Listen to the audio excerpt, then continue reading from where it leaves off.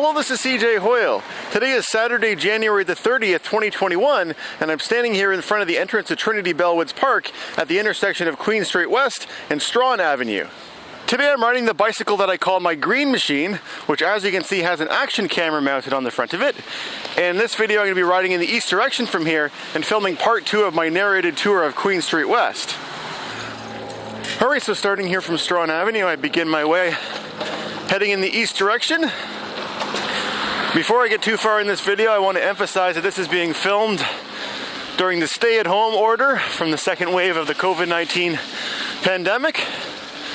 And the reason I feel that's important to mention is because Queen Street's a very busy, bustling street, but during the stay-at-home order, it's not quite the same as it would be on a regular sunny Saturday like this, even in the winter. This area of Queen Street is known as West Queen West, or at least that's the name of the business improvement area.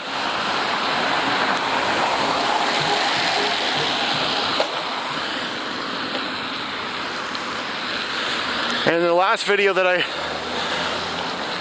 rode my bike in, I rode a further west part of Queen Street where I started in the neighborhood known as Parkdale. And I actually filmed that 2 weeks ago. And back then, there was no snow on the ground. There's not an awful lot of snow right now, but there is some that's fallen since then.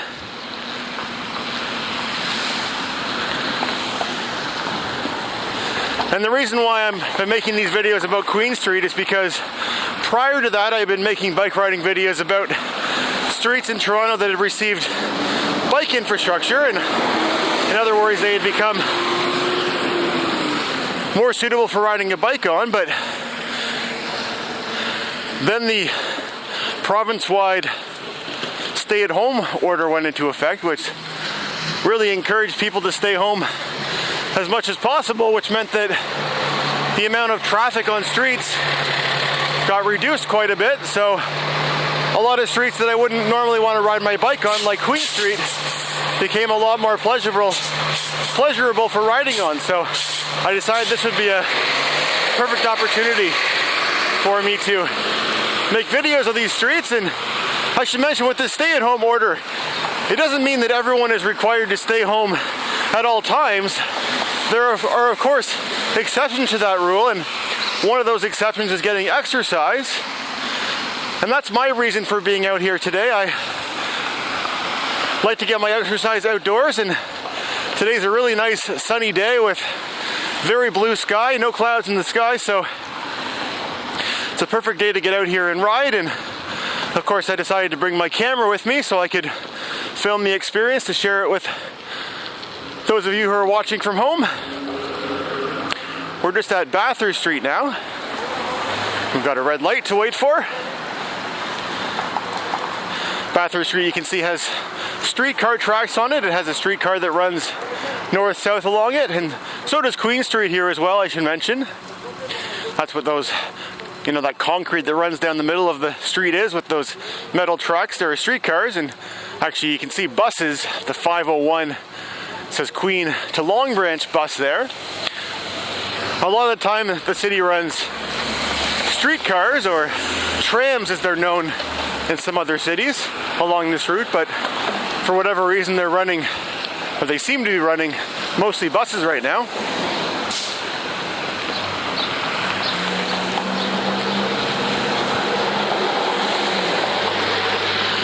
So Queen Street is known for its retail.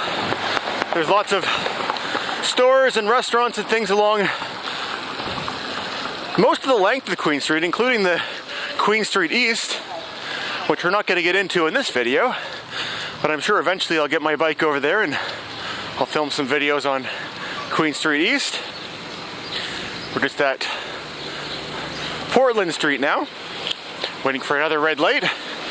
That's the thing with these major arterials, there are a lot of traffic lights, so you frequently have to stop, and it always seems like the timing of them doesn't seem to be quite optimized right for the speed that I'm going, because I'll, get a red light here and the next street that I get to, it always seems like it's a red light too, but in this case, this next one seems like it's red, so hopefully I'll be able to get through.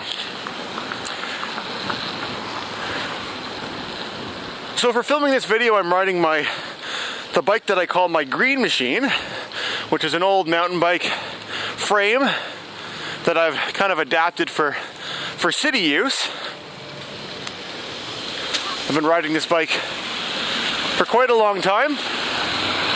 This area of Queen Street here is part of the Fashion District. The Fashion District stretches to the south of Queen Street along here, and this particular strip of Queen right here is known for having lots of stores that sell fabric or textiles. And a couple of years ago, I came here to buy some fabric for the seat for my linear recumbent bike because it had a couple of rips in it, and it's this kind of special canvas black fabric, and I didn't have any spare fabric like that to patch it, so I brought the seat with me there, and I just went into a couple of stores and I was able to find an almost perfect match to the material that I needed, and I was able to use that to patch those rips. We're just crossing Spadina Avenue here, which is where Chinatown is. If you turn to the left from here, you go up towards Dundas, which is kind of the center of Chinatown.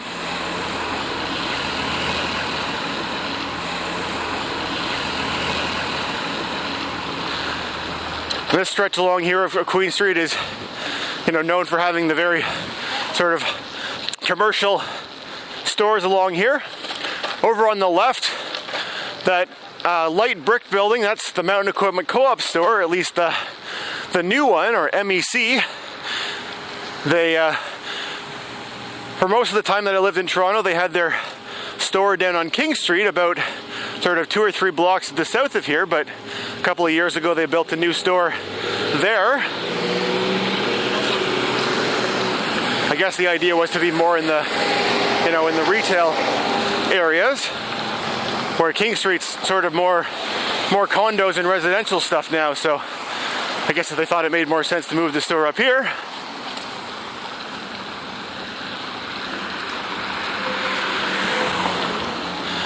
Coming up on the right at the next traffic light, just past the next traffic light, there's an old building there which has had many different names over the years, but to many it's known as the Much Music Building, or the Speaker's Corner Building. Been used, I guess, in the broadcast industry for quite a long time, and the ground floor was used for concerts for Much Music for quite a long time. Much Music is like the Canadian version of MTV. So lots of big bands would have performed there, and they opened up the doors and it kind of played out into the street. We're just going past McCall Street here, and if we were to turn to the left, we would be going north, and we would eventually end up in the OCAD campus, which is an arts university. Over there we're going past the Rex, which is a jazz bar known for, jazz musicians that tour, and that's where they would perform. I've seen one show there when I was a fair bit younger, which I really enjoyed. The next intersection, or the next major intersection that we're coming up to, is University Avenue, which I made a video about a couple months ago now. University Avenue is a north-south street that runs down and terminates at Union Station. But back in 2020 in the summer, as part of the Active TO program, which was one of the city's responses to the pandemic, they installed temporary bike lanes on University Avenue. So I made a video about that, or I made a video about just riding my bike on University Avenue about a year before that, and then they installed those bike lanes kind of unexpectedly out of nowhere, so I filmed a follow-up video to show what it looked like after those bike lanes were installed. And I have to say, I think they're probably some of my favorite bike lanes in the city, particularly because they're very wide, which means there's lots of room to move around in, but it's also really helpful for cyclists that ride at different speeds, because it means that if you come up to a cyclist ahead of you who's going slower than you on a ride, it's no problem for you to get around them, and vice versa. If someone comes up behind you, you don't feel like you're slowing them down. So just up ahead on the left, we're going to be going past Toronto's new City Hall, or the current City Hall. Just turn my bike a little bit that way. You can see those big curved rounded buildings. That's City Hall, and the big square in front of it is called Nathan Phillips Square, and there's a big skating rink, I guess not really a big skating rink, there's a skating rink in front of City Hall, which is notorious for being very busy and not really being able to move around when you skate on it. Which I'll talk about a little bit more in a second here, but just wanted to mention over on the left, we're going past that old building with that big clock tower. That is the old City Hall, which predated that newer one. But to finish my thought on that skating rink, so it used to be a place that you really wouldn't necessarily want to go skating because you couldn't really move around. But due to the pandemic right now, all the city outdoor skating rinks are set up so that you have to make an arrangement ahead of time to go and use them, and there's a limited number of people allowed on the ice. So finally, for once, you can actually go skating there without bumping into other people, which is a great thing. I've never done it, but I hear it's great. So over on the left here is the Eaton Center, which is a mall, but it used to be where the flagship of the Eaton's department store.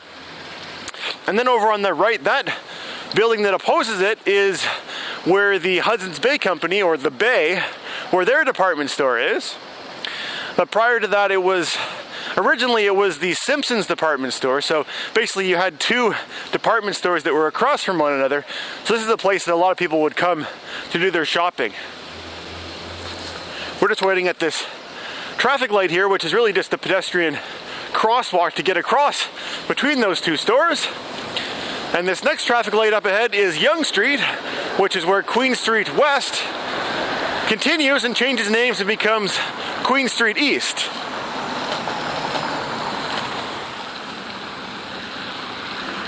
Anyway, that concludes my narrated tour of Queen Street West here in Toronto. If you watched all the way to the end of this video, I'd love to hear your thoughts in the comment section below, and thanks for watching.